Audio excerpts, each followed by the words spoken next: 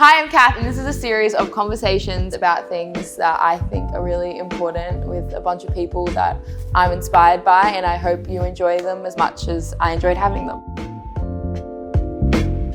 Hi, I'm Emily, and I'm a Barkindji, Lachi Lachi, Waka Waka and Biri Gubba woman, originally from Broken Hill, but living and working here on Gadigal country. And I'm an arts worker as well as visual artist, but also TikToker.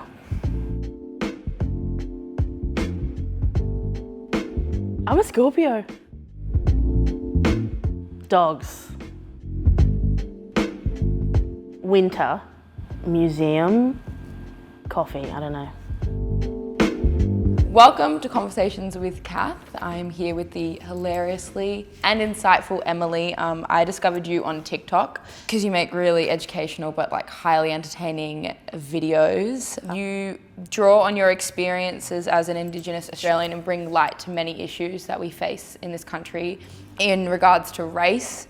And for anyone listening, go and follow Emily because she's fucking hilarious. In your videos, you explore race, capitalism, critical thinking, fat phobia, white supremacy, and like so much more. Mostly portrayed through comedy, as well as some really great sit-down, informative videos. And I kind of just want to know how that all began for you in terms of making content on the internet. Well, I started TikTok ironically, like I just joined to watch the cringy side of TikTok. And then I did a couple reactions that were just nothing. And then I noticed the comment section of other Aboriginal and Torres Strait Islander creators.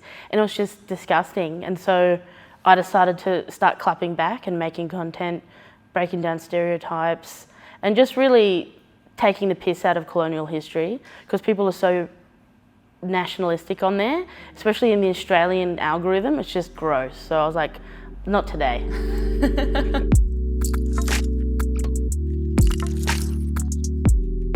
On how you're saying you're like clapping back, and I guess like you talk about microaggressions on there and the whole like angry black woman complex. And there seems to be this whole response, especially from like white people, like, well, what can we do? Like, how can we help? And I guess what would your response be to those people that say stuff like that? I think calling things out, no matter how small or big, either in the workplace or in a social setting, I think you need to start taking the onus away from even people of colour or people from diverse backgrounds, because it's not just their issue, it's our society. And instead of making them, you know, the angry black woman, or, you know, starting to call them out and showing that it's not on, and that there are other people who have that opinion as well. And it's not just their issue, it's our issue as Australians. Yeah. I think that's the biggest thing you could do. And sharing content and information that's decolonising, you know, the myths that Australia has. On that, what would you say your relationship is like with the Western gaze and like tokenistic activism, which we see quite a bit, and I guess white people as well hijacking these conversations? I think my experience with, you know, I do get asked to speak, you know, for younger people, and what I do, I'm an arts worker, but then my online persona is me just doing whatever I want. Yeah. Like I swear, I'm very opinionated. I'll say things that maybe could be seen as offensive to, you know, allies who think, you know, me apologising to you on TikTok is enough. And I'm like, no, it's not. That's not enough. So yeah, I have to kind of navigate that, being an ambassador, but also just being a human being and trying to have a laugh. Yeah. Swear and be ridiculous. Totally.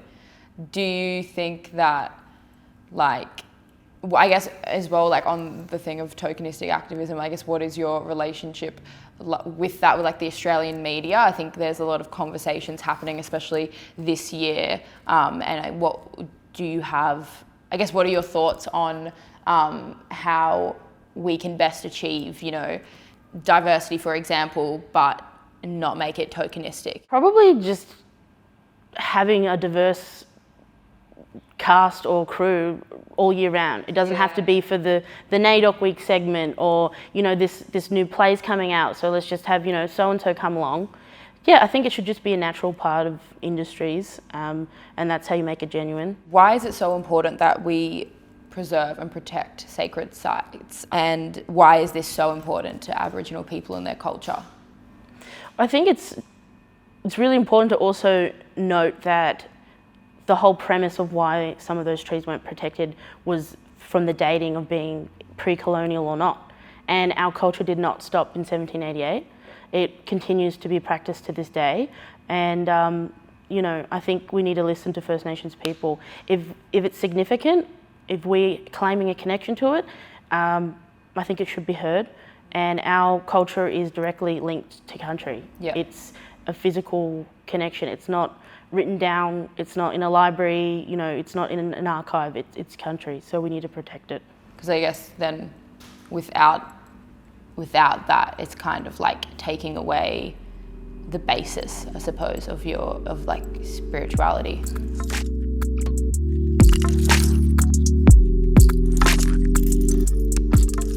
Back to representation and tokenistic activism and all that sort of stuff. What do you wish to see more of, or what are you yearning to see that you're not, or what do you wish to see more of? Whether that be, that could be in the media, or it could be in our day-to-day life.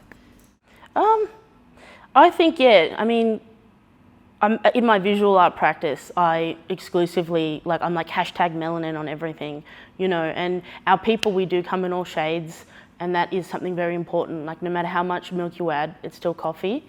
But one of the biggest issues I have is colorism, and that's for all backgrounds, not just Indigenous. And, seeing brown faces, seeing that in the media, even on an ad, there'll be one or two, but it should, if you took a snapshot of our media and sent that to aliens, they would think that there's just 1% of the human population is brown. Yeah. And then, you know what I mean? And it's not reality.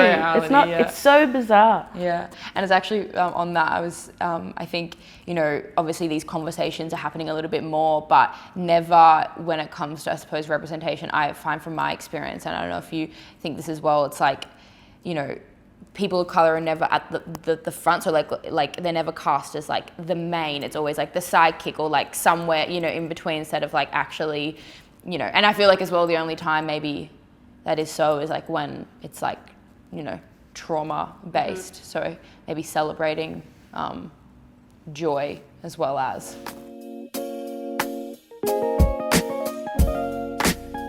You've made some hilarious and insightful, as always, TikToks in reference to Invasion Day. Why is it so important that we change the date?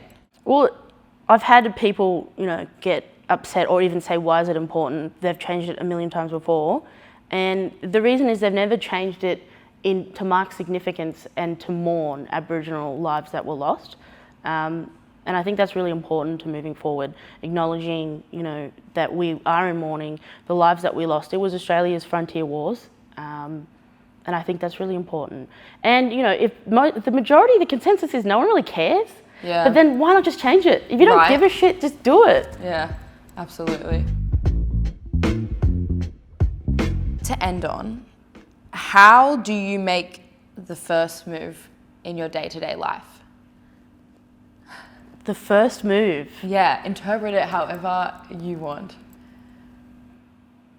I try to make a conscious effort to try and say, hi, how are you, before the other person, so that they're good, and then I'm that's great.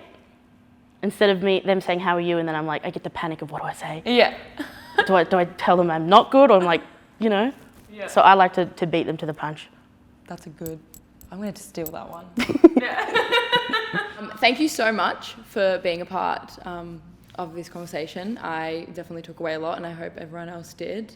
And everyone go follow Emily on TikTok and Instagram. You won't regret it.